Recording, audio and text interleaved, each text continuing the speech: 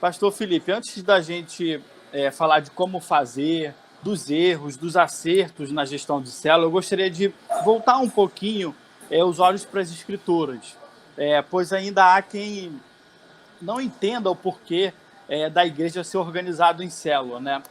Pastor, qual é a base teológica que nós temos para sustentar a organização da igreja em células ou pequenos grupos? Olha, é importante a gente entender que muitos processos envolvem uma certa hermenêutica missiológica do ministério. A gente entende que tudo se baseia ali no Novo Testamento. Novo Testamento focado ali na igreja, em casas. Né? A gente vê, claro, o texto de Atos 2, Atos 8, os textos ali de Atos 11.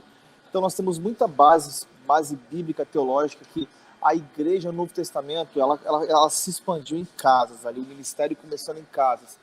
Os apóstolos, eles estavam juntos no só corpo, no só espírito, com os membros, e onde eles enfatizavam a comunhão. A comunhão era tão pura, a igreja primitiva, e ali começou, foi para Antioquia, e depois de Antioquia começou a se expandir a todos os lugares da terra. Então a gente entende que, de fato, tudo que a gente faz é voltado para casas, porque a gente entende que quando tem uma pessoa, né, ainda não conhece, né, a Deus, ela tem um encontro com Jesus, ela vai ter um encontro num ambiente confortável, num ambiente muito legal ali, de comunhão, em células, e as pessoas se sentem abençoadas, Bruno.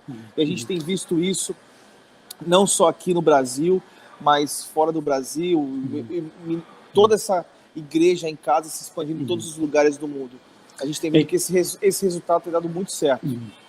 É interessante que nessa pandemia que a gente está enfrentando, a igreja, infelizmente, teve que fechar e as pessoas tiveram que deixar, muitas pessoas tiveram que deixar de receber as pessoas em casa também, né? Esse período de isolamento, mas a célula, mais do que nunca, ela foi para dentro de casa, né? Aliás, a igreja, mais do que nunca, ela foi para dentro da casa das pessoas com a célula online. E agora as células voltando também ao presencial, assim como as igrejas também voltando ao presencial. Mais do que nunca hoje, a célula é a igreja, né? É verdade. A célula é a igreja se reunindo em casas, entendendo que nós, por exemplo, nós entendemos que a nossa igreja é uma igreja em células, né?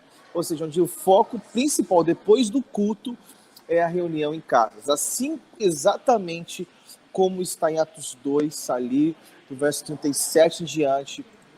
Eles faziam um culto, se reuniam no templo, sim, mas onde o foco principal ali deles era a reunião em casas, e ali foi toda a expansão do Evangelho de Cristo para todos os confins da terra.